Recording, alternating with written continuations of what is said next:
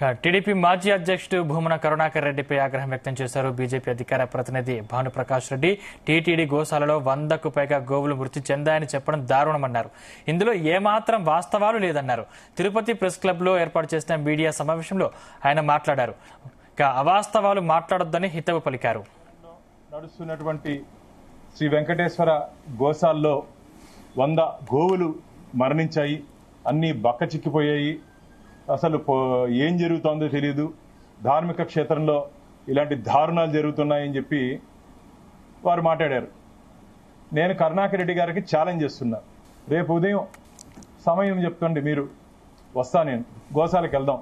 పూర్తి వివరాల ఆధారాలు నేను చూపిస్తా. మాకున్నటువంటి డేటా గతంలో, ఎందుకంటే దానికి అన్నిటికీ రిపోర్ట్ రిజిస్టర్ ఉంటుంది. మీ మారిగా అబద్ధాలు రాసుకునే దానికి మా దగ్గర ఉండదు. మా దగ్గర రిజిస్టర్ ఉంటుంది, ఎంత ఉంది, ఏమేమి ఉంది. కొన్ని అనారోగ్యరీత్యా కొన్ని గోవులు చనిపోతూ ఉంటాయి. ఆ రికార్డు కూడా మెయింటైన్ చేస్తాం.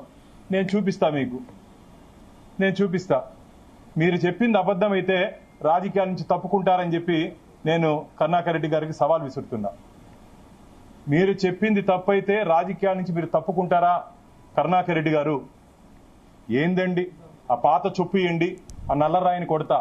మిత్రులారా, పాత చొప్పు ఇవ్వండి, ఆ నల్లరాయిని కొడతానని చెప్పినటువంటి కరుణాకర్ రెడ్డి గారు, అంటే గతంలో వారు ఆ మాటలు అన్నారని చెప్పి వారి మిత్రులు నాతో చాలా మంది చెప్పారు. భగవంతుడి మీద నమ్మకం లేదు, భగవంతుడి మీద విశ్వాసం లేదు.